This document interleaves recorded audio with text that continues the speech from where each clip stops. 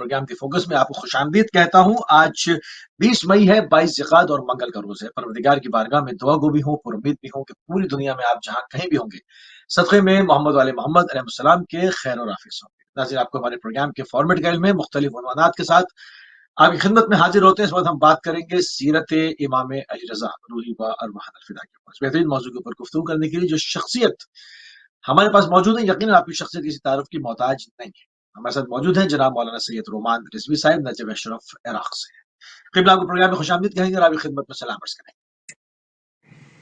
अलैकुम अस्सलाम व रहमतुल्लाहि व बरकातुहू। जज़ाकुमुल्लाह। सबसे पहले आप सबकी खिदमत में शहादत हज़रत इमाम अली रज़ा अलैहिस्सलाम के हवाले से ताज़ियत और पुरसा पेश करते हैं और परवरदिगार की बारगाह में दुआ करते हैं, या अल्लाह हम सबको इमाम अली रज़ा अलैहिस्सलाम की ज़ियारत नसीब फरमा, कब्र में, महशर में, क़यामत के दिन उनकी शफ़ाअत नसीब फरमा, इमाम की सीरत पर चलने की तौफ़ीक़ मरहमत फरमा और जब तक दुनिया में रहें इमाम की तालीमात के मुताबिक इमाम की विलायत के साथ ज़िंदगी गुजारें।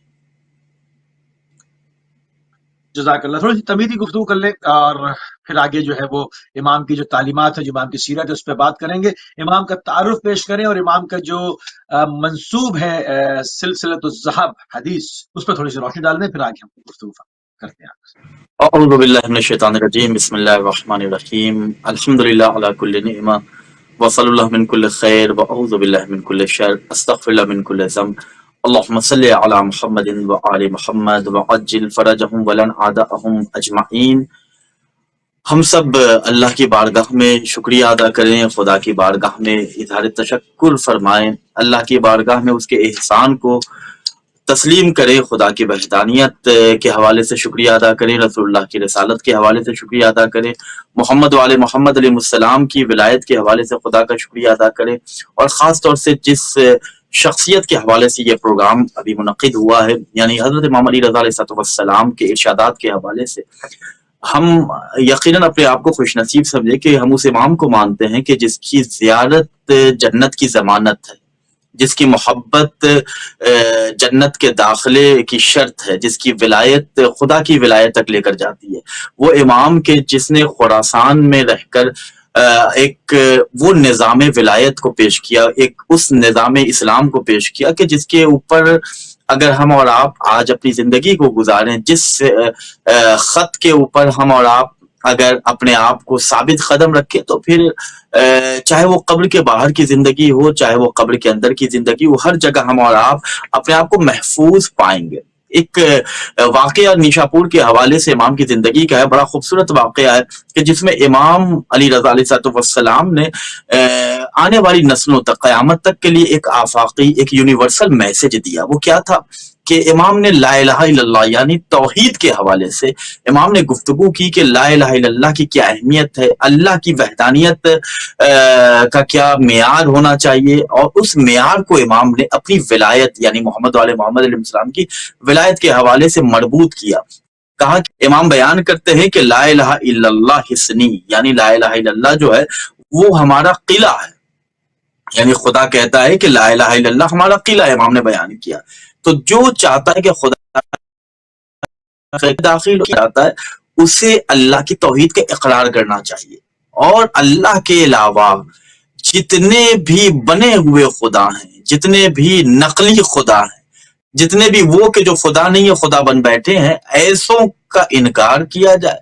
उसके बाद इल्लल्लाह, उस अल्लाह की तौहीद का इकरार किया जाए कि अल्हम्दुलिल्लाहि रब्बिल आलमीन अर्रहमानिर रहीम मालिकी यौमिद्दीन, वो अल्लाह के जिसके नाम से अगर हम अपनी जिंदगी के किसी भी शोबे में अगर एक कदम भी आगे बढ़ाएंगे तो हमें ठोकर नहीं लगेगी, ठोकर लगेगी अगर ठोकर लगी भी हमें संभाल ले। तो इमाम ने बयान किया कि खुदा बयान करता है कि ला इलाहा इल्लल्लाह हिस्नी, ला इलाहा इल्लल्लाह हमारा किला है, फमन दखला हिस्नी, कि जिसने भी इस किले में दाखिला ले लिया, जो भी ला इलाहा इल्लल्लाह के किले में आ गया, तो अल्लाह तबारक व तआला कहता है कि अमीन अमीन अज़ाबी। इमाम रज़ा अलैहिस्सलाम ने कहा कि खुदा बयान करता है कि जो अल्लाह की पनाह में आ गया वो अल्लाह के अजाब से महफूज रह गया। उसके बाद इमाम ने कहा कि नहीं, फकत इतना ही नहीं है, बल्कि उसके लिए इमाम ने कहा कि बेशरूत इस किले में दाखिले के लिए کچھ شرطیں ہیں وہ انا من شروطہا،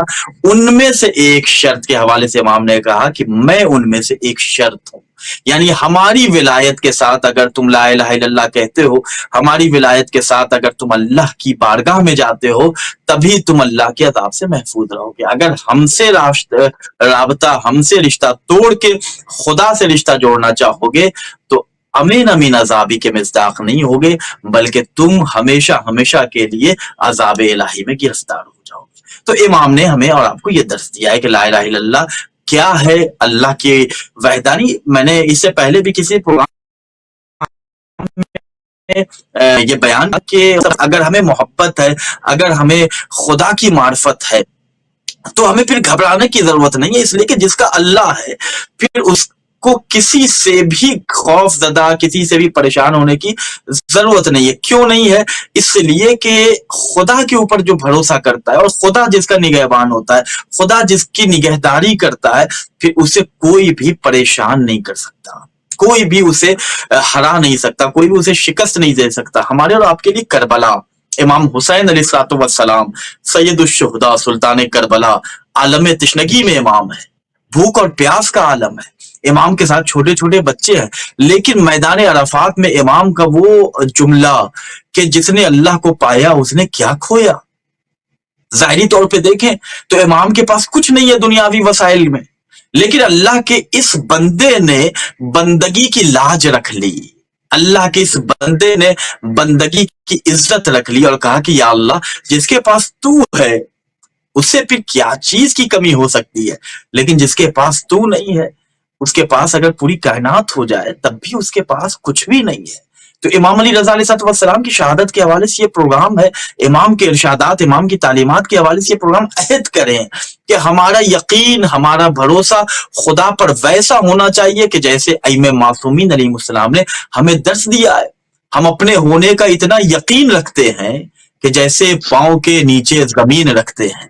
تو اس یقین، اس اعتقاد، اس اعتماد کے ساتھ کہ میں اس کا بندہ ہوں، یہ رومان رضوی کا فقط شعر نہیں ہے بلکہ ہر مسلمان، ہر مومن کا عقیدہ ہونا چاہیے کہ میں اس کا بندہ ہوں، یہ اعتبار کافی ہے، میرے لیے میرا پروردگار کافی ہے. سبحان اللہ، سبحان اللہ. اچھا، جن تھوڑی تعلیمات، امام کی تعلیمات کی طرف توجہ کرتے ہیں، ایسے اوراق، ایسے ورق، ایسے صفحے جن پر خدا کے اسماء خدا ہوتے ہیں، لکھے ہوتے ہیں کسی طرح سے، ان کو لوگ جو ہے وہ کوشش کرتے ہیں کہ سلا دیں، یا بعض کچھ افراد کو جلا بھی دیتے ہیں. تو اس حوالے سے امام سے جب پوچھا گیا تو آپ نے کیا فرمایا، اس پر روشنی ڈالا. بڑا اچھا سوال کیا. یہ ہمارے مبتلا بے مسائل میں سے ایک مسئلہ ہے اور اکثر لوگ یہ سوال کرتے ہیں. بہت سے لوگوں کے گھر میں کیلنڈر ہوتا ہے کہ جس میں اللہ کا نام ہے، محمد علیہ السلام کا نام ہے، قرآن مجید کی آیتیں لکھی ہوئی ہیں، بہت سی ایسی کتابیں ہیں کہ جن پہ یہ اسماء الحسنی درج ہوتے ہیں. تو پھر انہیں کہیں اگر رکھنا ہو تو کیسے رکھا جائے، کیسے اس کی حفاظت کی جائے، یا اسے ہم دریا کے حوالے کر دیں یا زمین میں ہم اسے زمین کے اندر گاڑ دیں، کیا کیا جائے. اکثر لوگ سوال کرتے ہیں کہ ہمارے پاس ایسا پیپر ہے یا ایسا ایک پورا نقشہ ہمارے پاس ہے کہ جس پہ بڑی خوبصورت تصویر بنی ہوئی ہے اور اس پہ اللہ کا، تو ہم اس سے کیا کریں. وسائل الشیعہ کی ایک روایت، اور یہ روایت امام علی رضا علیہ السلام سے منسوب ہے کہ ایک شخص نے امام علی رضا علیہ السلام سے سوال کیا کہ مولا ہمارے پاس کچھ ایسے پیجز ہوتے ہیں، ہمارے پاس کچھ ایسے کاغذات ہوتے ہیں کہ جن کاغذوں پر، جن پیپرز پر یا کوئی ایسا فریم ہے کہ جس پر اللہ کا نام لکھا ہے، جس میں ذکر خدا ہے، ذکر اللہ ہے، تو یہ مولا ہم اس کو کیا کریں؟ کیا ایسے کاغذوں کو ہم جلا دیں؟ کیا ایسے نہ پیپرز کو ہم جلا دیں، ہم اسے آگ کے حوالے کر دیں؟ تو امام علی رضا علیہ السلام نے بڑا اچھا سوال، بہت مختصر لیکن معتبر جواب دیا. امام نے کہا کہ نہیں، پہلے تمہیں جلانے سے پہلے ایک کام کرنا ہے. وہ کام کیا کرنا؟ اگر پیپر پر، کاغذ پر اللہ کا نام لکھا، اسماء الحسنی لکھا ہے یا قرآن مجید کی آیتیں ہیں، محمد علیہ السلام کا نام ہے، تو پانی سے پہلے اسے دھو ڈالو.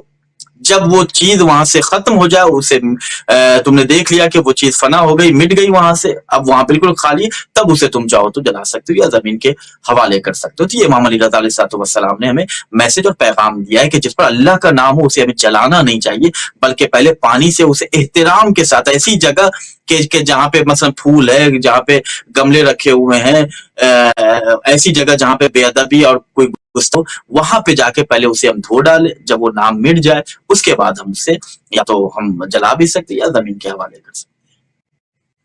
صحیح.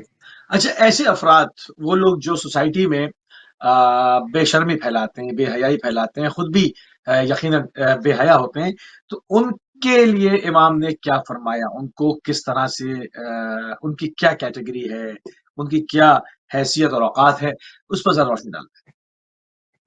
دیکھیں, میں آپ کی خدمت میں ایک روایت کتاب الاختصاص سے بیان کر رہا ہوں, اور اس روایت میں امام نے جو ہمیں میسج اور جو پیغام دیا, میں نے اکثر یہ ذکر کیا ہے کہ ہماری زندگی کا مقصد خدا اور خدا والے ہونے چاہیے. ہماری زندگی کا مقصد قرآن اور وارثان قرآن ہونے چاہیے. ہماری مقصد یہ ہونا چاہیے کہ ہم آخرت میں کامیاب ہو جائیں. ہماری زندگی کا مقصد یہ ہونا چاہیے کہ ہم جہاں ہمیشہ ہمیشہ کے لیے جا رہے ہیں وہاں ہمیں پیاس نہ لگے, وہاں ہمیں بھوک کا احساس نہ ہو, وہاں ہمیں تنہائی کا احساس نہ ہو, وہاں ہمیں کوئی اکیلا نہ چھوڑے, بلکہ وہاں ہمارا کوئی دوست ہو, وہاں ہمارا کوئی مونس ہو, وہاں کوئی ہمارا ہمدم ہو. اگر وہاں ٹھنڈک لگے تو کوئی سویٹر اور جیکٹ کا انتظام کرنے والا ہو. اگر وہاں میں گرمی کا احساس ہو تو وہاں کوئی باد نسیم کا وسیلہ پیش کرنے والا ہو, وہاں کوئی باد صبا کے وسائل پیش کرنے والے حضرات ہوں. تو ہم اپنی زندگی کو اس حوالے سے گزاریں. میں آپ کی خدمت میں بیان کروں امام علی رضا علیہ السلام کی اس حدیث کی روشنی میں کہ جن کے یہاں بے شرمی بے حیائی ہے وہ کچھ بھی ہو جائیں گے, امام علی رضا علیہ السلام کے شیعہ نہیں ہو سکتے. ان کا تشیع سے کوئی تعلق نہیں ہے, ان کا فاطمہ زہرا سلام اللہ علیہ کے مذہب اور ان کے دین سے کوئی تعلق نہیں ہے, محمد والے محمد علیہ السلام کے مذہب سے ان کا کوئی رشتہ نہیں ہے. وہ دنیا میں کسی اعتبار سے بھی اپنے آپ کو کامیاب سمجھ لے, خدا کی نظر میں وہ بے حیا ہے, بے شرم ہے. محمد والے محمد علیہ السلام کی نگاہ میں وہ ناکام ہے. بے شرمی کیا ہے, بے حیائی کیا ہے, یہ آج ہماری سوسائٹی کا ایک ایسا مرض ہے کہ جو لا علاج بنتا جا رہا ہے. میں آپ کی خدمت میں کیا بیان کروں, اچھے گھرانوں میں اب یہ وبا پھیل گئی ہے جب سے سوشل میڈیا اور یہ انٹرنیٹ اور جیسے گلوبل ورلڈ جو آج ہمارے سامنے ہے, ہم جو دوسروں کی نقل میں اپنی عقل کو کھوتے چلے جا رہے ہیں اور دیکھ رہے ہیں کہ فلاں جو ہے وہ ایسے زندگی گزار رہا ہے.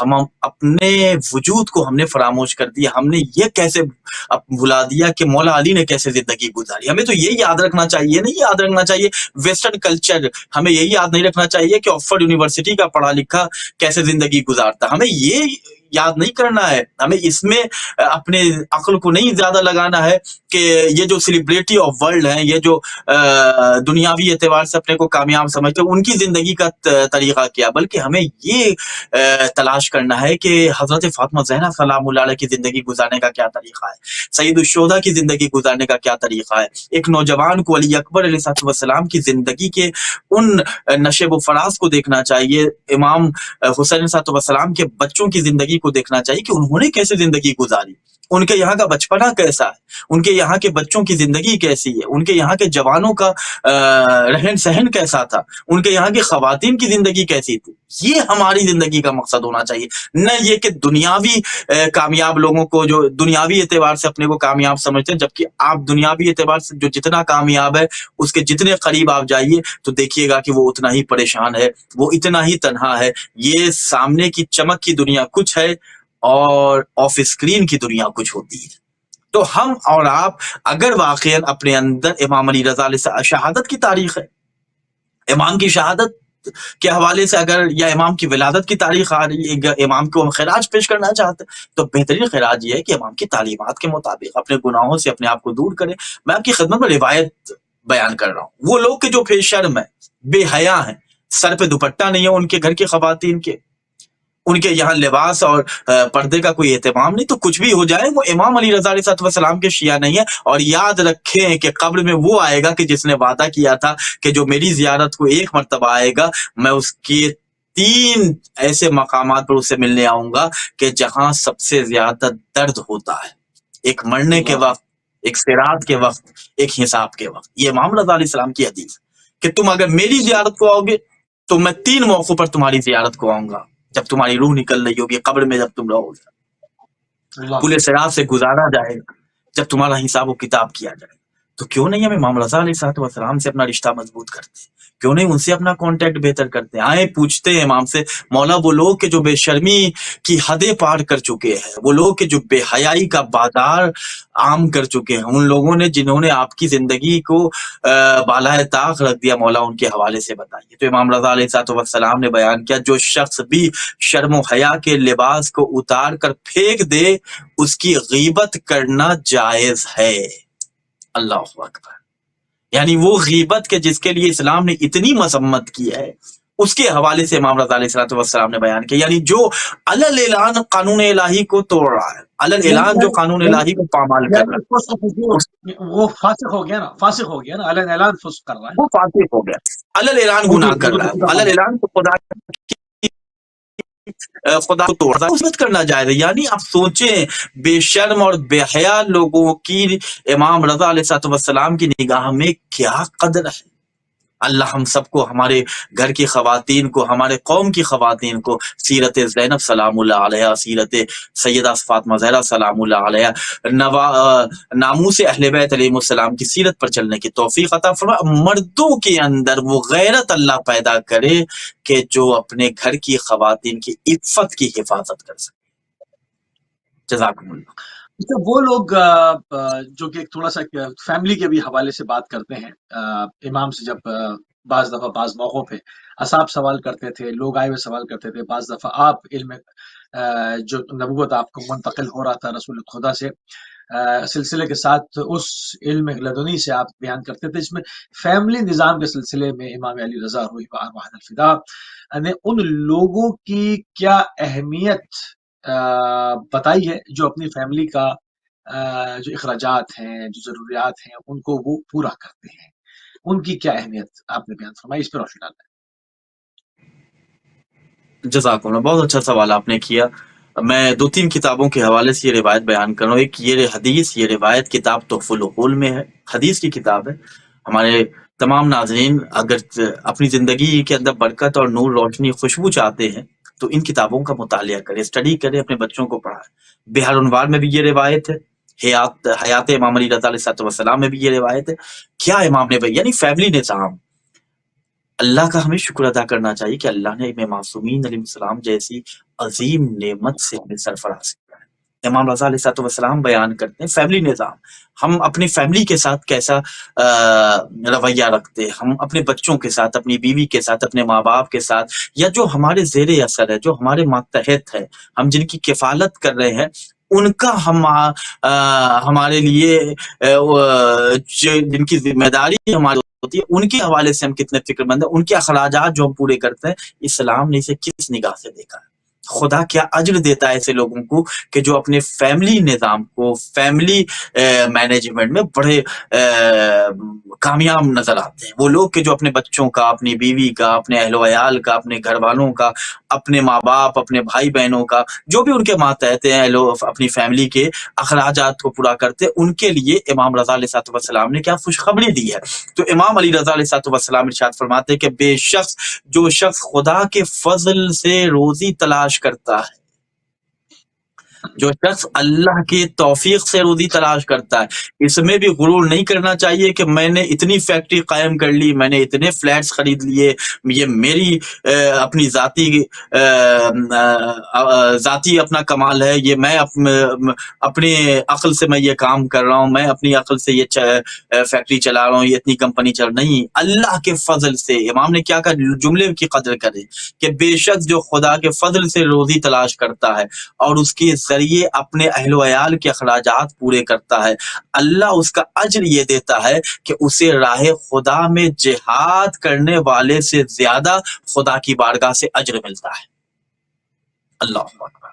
یعنی جو اپنی فیملی کے اخراجات کو پورا کر اللہ کے فضل سے روزی کی تلاش میں رہتا ہے، حلال خدا کے مطابق اپنے گھر میں رزق لے کے آتا ہے، اپنے بچوں کے لیے، اپنی فیملی کے لیے، اپنی زوجہ کے لیے، تو وہ ایسا ہے کہ جیسے راہ خدا میں ایک مجاہد جہاد کر رہا ہے، یا اس سے بھی بڑھ کر اللہ اسے اجر اور اللہ اسے ثواب عطا کر۔ یہ ہمارے وہ مرد حضرات کے جو صبح آفس چلے جاتے ہیں اور شام آتے ہیں، یا جو لوگ بزنس مین ہیں اپنی شاپ پہ جا رہے ہیں یا مارکیٹنگ جاب کر رہے ہیں، جو بھی کام وہ کر رہے ہیں، تو وہ اس نیت سے صبح اپنے گھر سے نکلے کہ میں میدان جہاد میں جا رہا ہوں۔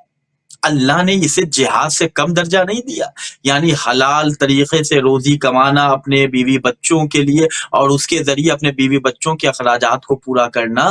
جب آپ گھر سے نکلے تو اس یقین کے ساتھ اور اس جذبے کے ساتھ کہ میں کسی عام آفس میں نہیں جا رہا ہوں، کسی عام دکان پہ بیٹھے نہیں جا رہا ہوں، بلکہ میں جہاد کے لیے جا رہا ہوں۔ امام علی رضا علیہ السلام نے بیان کیا کہ جو اپنے بچوں کا، اپنی بیوی کا، اپنی فیملی کے اخراجات کو پورا کرتا ہے وہ میدان جہاد میں جہاد کرنے والے مجاہدوں کی طرح ہے یا اس سے بھی بڑھ کر ہے۔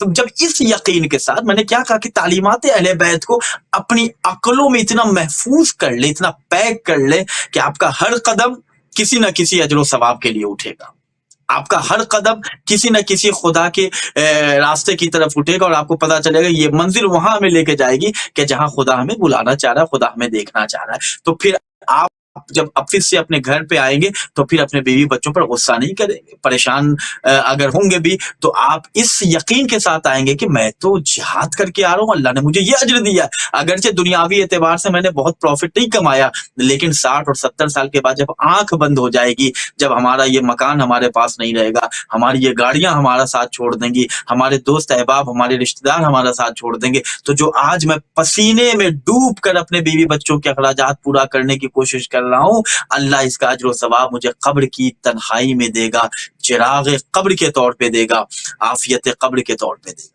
تو اس طریقے سے ہم اور آپ اپنی زندگی کو مینج کریں۔ خدا ہم سب کو توفیق دے کہ ہم اپنے بیوی بچوں کے اخراجات کو رزق حلال کے ذریعے پورا کرنے کی کوشش کریں۔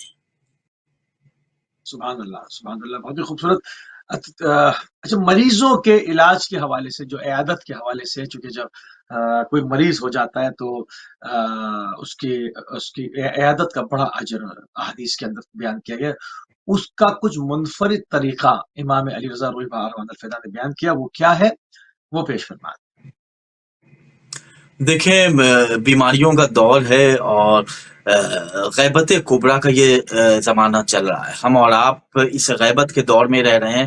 ہمیں اپنے عقیدے کی حفاظت کرنا ہے، ہمیں اپنے ایمان کی حفاظت کرنا ہے، ہمیں کوشش کرنا ہے زیادہ سے زیادہ اہل بیت علیہ السلام کی تعلیمات پر عمل کریں اور اپنی زندگی کو تعلیمات محمد وآل محمد کی خوشبوؤں سے معطر کریں۔ ہماری گھر میں نہج البلاغہ جیسی عظیم کتاب ہونی چاہیے، صحیفہ سجادیہ جیسی عظیم کتاب ہونی چاہیے، قرآن مجید جیسا بے شبہ خزانہ ہونا چاہیے کہ جس کے اندر ہماری کامیابی کی تمام راہیں ہموار ہیں، کہ جس کے ذریعے محمد وآل محمد نے ہمیں ہر جگہ ٹوکا ہے، ہر جگہ روکا ہے، ہر جگہ سمجھایا ہے۔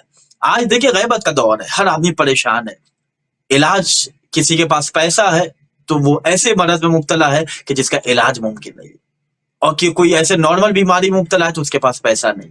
ہر طرح کا آج ہمارے معاشرے میں ایک خیمہ لگا ہوا ہے کہ ہر خیمے کے کچھ نہ کچھ ساکنان ہم کو نظر آ جاتے ہیں۔ میں آپ کی خدمت میں روایت بیان کر رہا ہوں کہ ہم امام علی رضا علیہ السلام کی خدمت میں شکریہ ادا کریں، اور خاص طور سے غیبت کے دور میں امام زمان علیہ السلام کی خدمت میں ہم سلام کریں اور انہیں ہم شکریہ کے ساتھ یاد کریں کہ مولا، آپ کے جد نے ہمیں ہماری بیماریوں سے نجات دینے کے لیے کیا بہترین دوا تجویز فرمائی ہے۔ اصول کافی وسائل الفقہ کی یہ روایت ہے کہ جس میں امام زمانہ علیہ السلام کے جد امام علی رضا علیہ السلام معین الضعفاء والفقراء، یعنی کمزور اور فقراء یعنی فقیروں کے مددگار امام، غریب الغرباء امام، وہ امام کے جو اپنے چاہنے والوں کی ڈھارس ہیں، وہ امام کے جو اپنے چاہنے والوں کے لیے سکون اور اطمینان کا ذریعہ ہے، وہ امام بیان کرتے ہیں۔ میں آپ کی خدمت میں یہ روایت مفصل بیان کروں۔ راوی کہ جس کا نام محمد بن راشد ہے، وہ یہ روایت نقل کرتے ہیں، وہ کہتے ہیں کہ حشام ابن ابراہیم نے مجھ سے بیان کیا کہ میں اپنی بیماری اور لاولد ہونے کی شکایت امام علی رضا علیہ السلام کی خدمت میں لے کر گیا، یعنی ان کے پاس اولاد بھی نہیں تھی۔ جو لوگ بے اولاد ہیں، جو لوگ لاولد ہیں، جن کے یہاں کوئی اولاد نہیں ہے، وہ بھرپور یقین کے ساتھ امام کی خدمت میں ایک تسبیح صلوات پڑھ کے ہدیہ کرے اور امام کو سلام، امام کی زیارت پڑھ کے آپ اس عمل کو شروع کریں۔ انشاءاللہ امام علی رضا علیہ السلام کے صدقے میں اللہ ہمیں ان تمام بیماریوں سے، چاہے وہ بے اولاد ہونے کا مرض ہو یا تنگی رزق کا مرض ہو یا بیماری کا کوئی مرض ہو، اللہ سب سے شفا عطا فرمائے گا۔ محمد بن راشد کیا کہتے ہیں کہ میں نے حشام بن ابراہیم سے یہ سنا کہ وہ بیان کرتے ہیں کہ مجھے بیماری تھی، میں مرض میں مبتلا تھا، مجھے اولاد بھی نہیں تھی، میں نے ان دونوں کی شکایت اپنے امام علی یعنی اپنے وقت کے امام کی خدمت میں، اس وقت امام کون تھے، امام وقت کون تھے، امام زمانہ کون تھے، امام علی رضا علیہ السلام۔ آج ہمارے دور میں امام کون ہے، امام قائم علیہ السلام۔ تو امام کی خدمت میں وہ جاتے ہیں، اپنے وقت کے امام سے توسل کرتے ہیں، امام کی خدمت میں جا کے سوال کرتے ہیں، مولا مجھے کوئی اولاد نہیں ہے، مولا میں اس مرض میں مبتلا ہوں۔ تو امام نے بیان کیا کہ تم اپنے گھر میں بلند آواز سے اذان دیا کرو، اللہ اکبر، اشہد ان لا الہ الا اللہ، اشہد ان محمد رسول اللہ، اشہد ان امیر المومنین و امام المتقین علی ولی اللہ و وصی رسول اللہ و خلیفۃ بلا فصل، حی علی الصلاح، حی علی الفلاح، حی علی خیر العمل، اللہ اکبر، لا الہ الا اللہ۔ یہ میں نے ایک ہی مرتبہ کہا ہے، اب ایک ہی مرتبہ اذان نہیں، جو اذان کی تعداد ہے جو کہ ہم جیسے اذان دیتے اس طریقے سے اذان آپ دیں۔ اور بلند آواز کا مطلب یہ نہیں کہ مثلا ہم شہر کے مکان میں رہ رہے ہیں اور میرے فلیٹ کے بغل میں کوئی دوسرا پڑوسی ہے تو اتنا چیخ چلا کے دیں کہ اس کے گھر تک آواز دے اور آ کے وہ کمپلین کرے، نہیں، عقل کے مطابق ہم جہاں پہ ہیں اتنی بلند آواز سے دیں کہ ہمارے گھر کے لوگ سن لیں اور گھر کے اندر آواز محدود ہو جائے۔ ہاں بہت بڑا بنگلہ ہے تو بلند آواز سے دیں کہ پورے گھر تک آواز گونج رہی ہے۔ تو امام رضا علیہ السلام نے بیان کیا کہ تم اپنے گھر میں جاؤ، بلند آواز سے اذان دیا کرو۔ حشام بن ابراہیم کہتے ہیں کہ میں نے ایسا ہی کیا، میرا مرض بھی دور ہو گیا اور اللہ نے کثیر اولاد بھی دی، ایک بیٹا نہیں دیا۔ امام علی رضا علیہ السلام اس سید الشہداء کے بیٹے ہیں کہ جس سے راہب نے جب امام حسین سے ایک اولاد کی خواہش کی تو امام نے 7 اولاد عطا کی۔ تو امام رضا علیہ السلام سے جیسے اس پہ کہا، امام نے کہا بلند آواز سے گھر میں اذان دیا کرو، اگر کوئی مصیبت کوئی پریشانی ہے تو بلند آواز سے نماز سے پہلے، ایسے بھی روایت ہے کہ اگر کوئی نماز سے پہلے اگر گھر میں بھی نماز پڑھ رہا ہے فرادہ تو اذان اور اقامت دے کر نماز پڑھے تو اس کی نماز کے ثواب میں اضافہ ہو جائے گا، اس کے پیچھے فرشتوں کی ایک جماعت نماز پڑھتی۔ تو یہ بھی روایتوں میں، تو اس نے بیان کیا کہ اللہ نے مجھے کثیر اولاد عطا کی۔ پھر ابن راشد نے بیان کیا کہ میں اور میرے نوکر کے یعنی جو اس کے خادم تھے، ہم لوگ بھی دائم المریض تھے، یعنی کوئی نہ کوئی بیماری ہوتی تھی، کوئی نہ کوئی مرض میں مبتلا تھے۔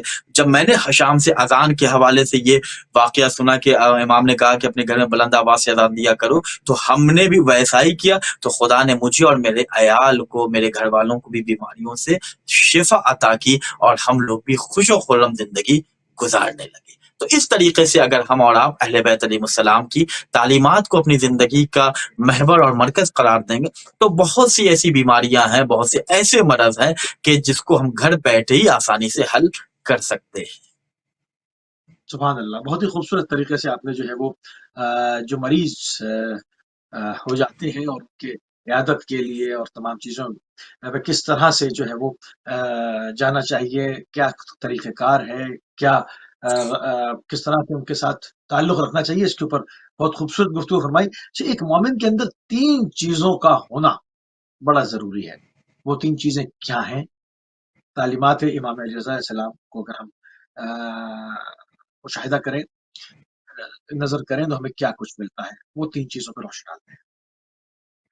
جزاکم اللہ۔ امام علی رضا علیہ السلام نے اپنے چاہنے والوں کو، اپنے شیعوں کو یہ بتایا ہے کہ اگر تم میرے چاہنے والے ہو، میرے شیعہ ہو، تو تمہارے اندر یہ 3 چیزیں اگر ہوں گی تبھی تم ایمان کی خوشبو کو، ایمان کے نور کو، ایمان کی طاقت کو محسوس کر سکتے ہو۔ یعنی ایمان مومن ہونا کوئی آسان کام نہیں ہے، اس کے لیے محنت اور اس کے لیے ریاضت، اس کے لیے اہل بیت سے قربت، اس کے لیے ولایت سے سرشار ہونا یہ شرط ہے۔ میں آپ کی خدمت میں روایت بیان کر رہا ہوں، کتاب بحال الانوار کی یہ روایت ہے کہ امام علی رضا علیہ السلام نے بیان کیا کہ کسی مومن میں ایمان کی حقیقت پیدا نہیں ہو سکتی جب تک اس میں یہ 3 صفتیں، 3 کوالٹیز، 3 اوصاف نہ پائے جائیں۔ इमाम से पूछा गया मौला वो 3 क्वालिटीज मोमिन में कौन सी होनी चाहिए कि जब तक ये 3 चीजें उसके अंदर नहीं होंगी वो मोमिन नहीं हो सकता, वो मोमिन एक कामिल नहीं बन सकता। तो इमाम ने कहा कि पहली चीज जो एक इंसान में होनी चाहिए कि जो उसे मोमिन बना दे, वो चीज ये कि उसके अंदर खुदा की एक सुन्नत है जो पाई जानी चाहिए, एक सुन्नत नबी की सुन्नत है जो उसके अंदर पाई जानी चाहिए, और एक सुन्नत इमाम की उसके अंदर पाई जानी चाहिए।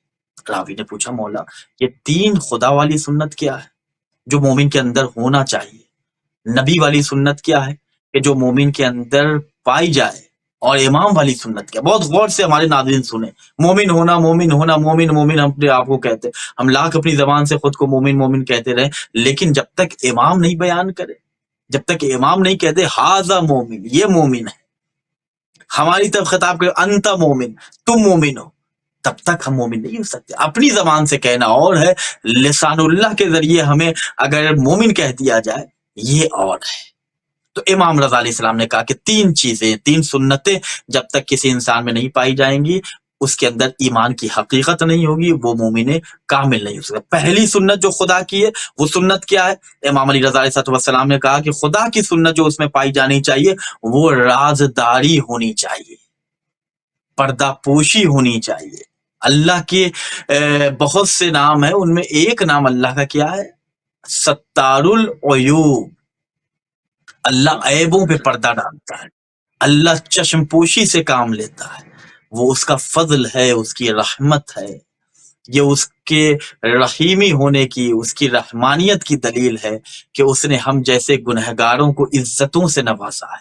वरना अगर हम जितना गुनाह कर रहे हैं, अगर अल्लाह हर गुनाह को पेशानी पे लिखता जाता तो लोग एक दूसरे से निगाह नहीं मिला सकते। इमाम ने कहा तुम्हारे अंदर खुदा वाली एक सुन्नत यानी राजदारी, अगर किसी का राज तुम्हारे पास है तो उसे बयान नहीं करो बल्कि अपने सीने के अंदर उसे दफन कर दो। अगर किसी के ऐप पर तुम्हारी निगाह पड़ जाए तो उसे व्हाट्सएप के जरिए, फोन के जरिए, मैसेज के जरिए पूरे मुआशरे में उसे रुसवा न करो, पूरे मुआशरे में उसकी बुराई को आम मत करो, बल्कि उसे राज बनाकर पोशीदा और छुपा दो, मख्फी कर दो। अगर तुम ये कर रहे हो तब तुम मोमिन हो सकते हो। लेकिन अगर किसी के ऐब को तुमने देखा, किसी के राज को तुमने सुना और राज से वाकिफ हो तुम और उसको तुमने सबसे बयान करना शुरू कर दिया तो कुछ भी हो जाओ मोमिन नहीं हो सकते। 2 आदमी आपस में बैठ के चाय पी रहे हैं, एक ने कहा कि भाई मैं आपको एक अपनी जिंदगी का राज बताता हूं, बहुत ऐसा राज मैंने आज तक अपने अलावा किसी से शेयर नहीं किया, प्लीज आप भी, आप मेरे बड़े अच्छे दोस्त हैं, मेरे भाई हैं, मेरे रिश्तेदार हैं, मैं आपसे डिस्कस करना चाह रहा हूँ, शेयर करना चाह रहा हूँ, कुछ मशवरा चाहता हूँ, आप क्या कहते हैं मुझसे। तो जैसे ही उसने बयान किया, उसने कहा नहीं नहीं आप कैसी बात कर रहे हैं, मैं मर जाऊंगा लेकिन किसी से नहीं कहूंगा। सुन तो लिया। अब जैसे ही कुछ दिन के बाद इनसे मिजाज नहीं मिला, इनसे इख्तलाफ हो गया, अब उसको ब्लैकमेल, तुमने अपने बारे में बताया, तुम्हारे बारे में मुझे ये मालूम है, मेरा ये काम करो वरना मैं सबसे बयान कर दूंगा। तो ये कुछ भी हो, जलील इंसान हो सकता है लेकिन ये मोमिन नहीं हो सकता, इमाम ने कहा। दूसरी सुन्नत नबी वाली सुन्नत, रसूल वाली सुन्नत जो एक मोमिन कामिल में पाई जानी चाहिए, वो सुन्नत क्या? इमाम अलैहिस्सलाम ने कहा कि रसूल वाली सुन्नत जो तुम्हारे अंदर पाई जानी चाहिए वो हुस्ने सुलूक के साथ पेश आना। रसूलुल्लाह की जो सुन्नत यानी वो मोहम्मद मुस्तफ़ा सल्लल्लाहु अलैहि वसल्लम के जिसके लिए कुरान में अल्लाह ने कहा इन्नका लअला खुलुक़िन अज़ीम, मोहम्मद आप अखलाक के अजीम दर्जे पर फायज हैं। अगर हम मोमिन हैं तो हमारा अखलाक खूबसूरत होना चाहिए, ये नहीं कि बद अखलाकी में हम मशहूर हों, किसी को सही अंदाज में सलाम नहीं करते, किसी को सलाम का जवाब नहीं देते, किसी के सामने हम बैठते हैं तो अकड़ के बैठते हैं, तकब्बुर और गुरूर में बैठते हैं। तो इमाम ने कहा कि अगर रसूल वाली सुन्नत के हुस्ने अखलाक से दूसरों के साथ पेश आओ, अगर ये वाली सुन्नत तुम्हारे अंदर ये क्वालिटी नहीं है तो तुम कुछ भी हो जाओगे, मोमिन नहीं कहला सकते। और तीसरी सुन्नत जो एक मोमिन में होनी चाहिए यानी वो सुन्नत इमाम वाली। रावी ने पूछा मौला इमाम वाली सुन्नत क्या है? तो इमाम ने कहा कि मुसीबत पर, मसाइब के वक्त, तकलीफ के वक्त सब्र करना। इमाम हुसैन का वो जुमला जो करबला में इमाम हुसैन ने कहा, लेकिन ये जुमला आज भी फजाए बसीत में गूंज रहा है और हुसैनियत की निशानी है। इमाम हुसैन ने क्या कहा था? मेरे अल्लाह حسین پر یہ اس لیے کہ تو دیکھ رہا ہے، تیرے سامنے یہ مصیبتیں ہیں، تو ہی شاہد ہے، تو ہی منصف ہے. تو یہ سنت مصیبت آ رہی ہے، کوئی پریشانی ہے، بیماری مبتلا ہے، تنگی رزق میں مبتلا ہے، آزمائش میں مبتلا ہے، واویلا نہیں کرنا ہے، شکر کے سجدے میں اضافہ کر دیجیے، استغفار کی تسبیح میں اضافہ کر دیجیے. جتنی مصائب بڑھتے جا رہی، جتنی مصیبتیں بڑھتی جا رہی ہیں، اتنا ہی شکر الہی میں اضافہ کیجیے. دیکھیے کس طریقے سے خدا ہم پر اور آپ پر اپنا کرم فرماتا ہے. کرشمہ ہوگا، ایک ایسا سورج چمکے گا کہ ان تمام مصیبتوں کے اندھیرے کو دور کر دے گا. تو ایک مومن کے اندر 3 کوالٹی، ایک خدا والی سنت، ایک نبی والی سنت، ایک امام والی سنت، یعنی رازداری، مصیبت کے وقت صبر، اور دوسروں کے ساتھ اچھے بیہیویئر، اچھے اخلاق کے ساتھ پیش آنا. یہ اگر جزاکم اللہ. سبحان اللہ، سبحان اللہ. مولا کی تعلیمات پہ نگاہ کرتے ہیں، ایک اور پوائنٹ کو شامل کریں گے، عمل بالمعروف ونہی عن المنکر کے حوالے سے، کہ بعض لوگ اپنی جان چھڑاتے ہیں آج کل کے دور میں کہ بھائی کیوں نصیحت کریں، کیوں برے بن جائیں، جس کو جو کرنا ہے کرے. اس کے اپنے عزیز دیکھیں، اس کے اپنے ماں باپ دیکھیں، اس کے اپنے نیبرز دیکھیں، اس کے اپنے دوست دیکھیں، ہمارا کیا تعلق ہے، ہم تو صرف ایک نظر کرتے ہیں. بلکہ اس میں وہ سمجھتے ہیں کہ وہ زیادہ کمفرٹیبل ہیں کہ کسی نے گناہ کرتے ہوئے دیکھا، اور جو کر رہا تھا اس نے بھی دیکھا، اور آپ نے جو ہے وہ نظر بچا لی، اس کو کچھ سمجھایا نہیں، تو وہ کہتے ہیں کہ ہم نے اس کی عزت رکھی، ہمارے وقار میں اضافہ ہوگا. حالانکہ یہ امر بالمعروف و نہی عن المنکر انجام نہیں دیا شرعی طور پر، اس کے نقصانات کیا ہیں؟ بہت اچھا سوال کیا، اور یہ ہماری سوسائٹی کا ایک ایسا ہاٹ ٹاپک ہے کہ جس کے اوپر بہت فوکس کرنا چاہیے. تہذیب الاحکام بیانوار سے یہ روایت میں نقل کر رہا ہوں آپ کی خدمت میں. آج ایک عجب سا چلن چلا ہوا ہے کہ ہم کیوں کریں، وہ برا کر رہا ہے تو ہمیں اس سے کیا مطلب ہے، ہمیں یہ کیوں نہیں مطلب ہونا چاہیے. وہ بھی علی ولی اللہ کہہ رہے ہیں، ہم بھی علی ولی اللہ کہہ رہے ہیں. وہ بھی حسین کا ماتم کر رہا ہے، ہم بھی حسین کا ماتم کر رہے ہیں. وہ بھی قاتلان زہرا پہ لعنت کر رہا ہے، ہم بھی قاتلان زہرا سے نفرت کر رہے ہیں. کیوں نہیں ہمیں اس سے سروکار ہونا چاہیے. بھائی وہ بھی علی کا شیعہ ہے، ہم بھی علی کے شیعہ ہیں. وہ بھی حسین کا دادار ہے، ہم بھی سید الشہداء کے ماتم دار ہیں. وہ بھی غازی عباس کا علم اٹھاتا ہے، ہم بھی پرچم عباس کو عقیدت سے سجاتے ہیں. کیسے ہمیں ایک دوسرے سے سروکار اور رشتہ نہیں ہونا چاہیے. امام نے بیان کیا کہ اگر تمہارا کوئی یعنی ہمارا معاشرہ، ایک مومن کا معاشرہ جو ہے ایک جسم کی مانند ہے. مختلف قسم کے لوگ جو ہمارے معاشرے میں رہتے وہ جسم کے اعضاء کے مطابق. اگر انگلی میں درد ہو تو کیا صرف انگلی میں درد، بلکہ پورے بدن میں درد ہوگا. عقل درد کا احساس کرے. تو اگر ہمارے معاشرے میں اگر برائیاں عام ہو رہی ہیں، امر بالمعروف ختم ہوتا جا رہا ہے، تو ہر شیعہ پر واجب اور ضروری ہے کہ امر بالمعروف کرے، نہیں عن المنکر کرے. جس معاشرے میں امر بالمعروف اور نہی عن المنکر ختم ہو جائے، پھر اس معاشرے کو تباہی سے کوئی نہیں بچا سکتا، اس معاشرے کو پھر مصیبت سے کوئی نہیں بچا. میں روایت بیان کر رہا ہوں، میں اپنی بات کیا، امام رضا علیہ السلام بیان کرتے ہیں کہ میرے جد رسول خدا صلی اللہ علیہ وآلہ وسلم نے فرمایا کہ جب میری امت امر بالمعروف چھوڑ دے، یعنی نیکی کا حکم دینا چھوڑ دے، نہیں عن المنکر یعنی برائی سے روکنا چھوڑ دے، یعنی ایک دوسرے کو اچھی باتوں کی تعلیم نہیں دے، برائیوں سے نہ روکے، یعنی ہر آدمی بڑی ذمہ ہو جائے کہ میں کیا کروں، میں کیوں ٹوکوں، میں کیوں روکوں، میرا اس سے کیا رشتہ ہے. تو رسول خدا بیان کرتے، امام کا کہنا ہے کہ میرے جد پیغمبر اکرم نے بیان کیا کہ جب ایسا وقت آئے گا کہ میری امت کے لوگ نیکی کا حکم دینا چھوڑ دیں گے، برائیوں سے روکنا چھوڑ دیں گے، تو اس وقت خدا کا عذاب ان پر نازل ہوگا، اور یہ عذاب بغیر اناؤنسمنٹ اور اعلان کے آئے گا. آج جو ہمارا معاشرہ مصیبتوں میں گرفتار ہے، آج جو ہم اپنی فیملی پرابلمس میں مبتلا ہیں، آج جو ہمارا معاشرہ، آج آپ دیکھ لیں کپڑے بڑے اچھے لوگ پہن رہے ہیں لیکن اندر سے کتنے کھوکھلے ہو چکے ہیں. بڑی بڑی گاڑیوں میں گھوم رہے ہیں، بڑے بڑے بنگلے میں تو رہتے ہیں، لیکن اندر سے کتنا تنہائی محسوس کر، اندر سے کتنی غربت محسوس کر رہے ہیں. یہ میرے اس جملے کو جو سن رہے ہیں وہ خود اس بات کی نشاندہی کریں کہ میں کیا غلط کہہ رہا ہوں یا پریکٹیکل جملہ ہے میرا. یعنی ہم اس معاشرے میں آج رہ رہے ہیں کہ جہاں پہ کھوکھلاپن زیادہ ہے، جہاں شو آف زیادہ ہے. جب قریب سے اور حقیقت کی نگاہ سے دیکھیں تو انسان بالکل کھوکھلا نظر آئے گا، تنہا نظر آئے گا. بازاروں میں انجمن کے درمیان بھی ہم تنہا ہیں، کوئی اپنا نہیں ہے. کیوں؟ اس لیے کہ ہم نے امر بالمعروف اور نہی عن المنکر چھوڑ دیا. ہاں لیکن طریقہ امر بالمعروف ہے، طریقہ نہی عن المنکر ہے. یہ نہیں کہ اگر کسی کو غلط کرتے ہوئے ہم نے دیکھا تو حسینیہ میں اور سینٹر میں امام بارگاہ میں مسجد میں امام باڑے میں ہم نے روڈ پہ اور کہیں پہ بھی اعلان اسے روکنا اور اس کو ٹوکنا شروع کرنا، نہیں، طریقہ ہونا چاہیے۔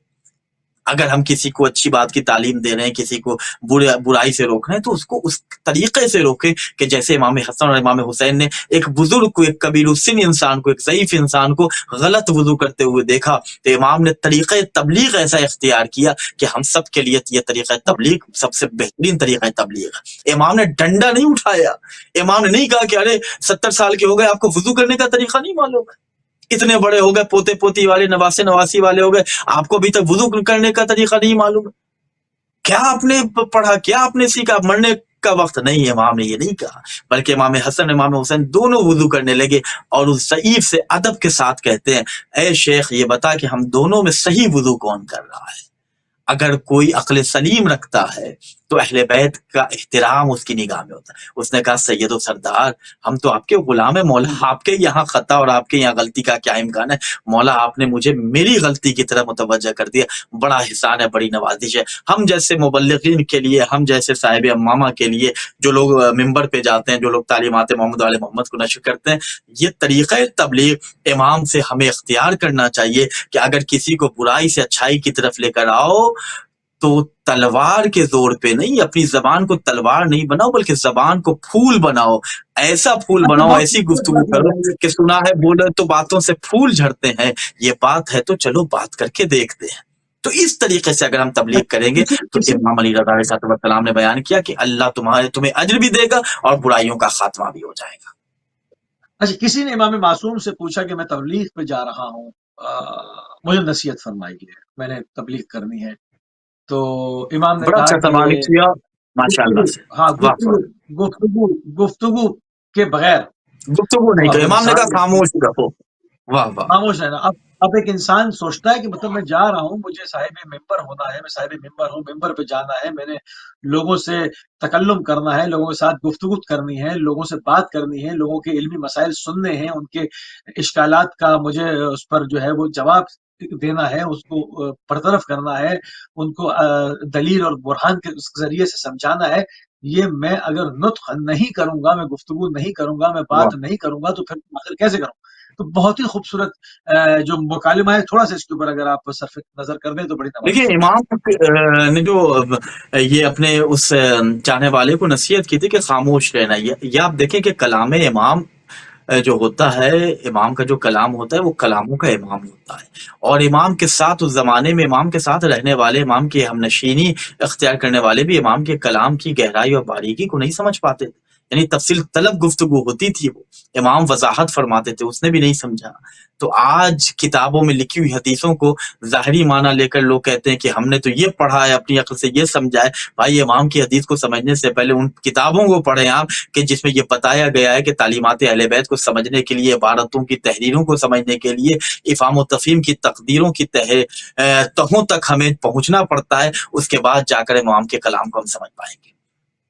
امام نے جیسے ہی کہا، اس سے کہا مولا پھر ہم کیسے تبلیغ کریں گے؟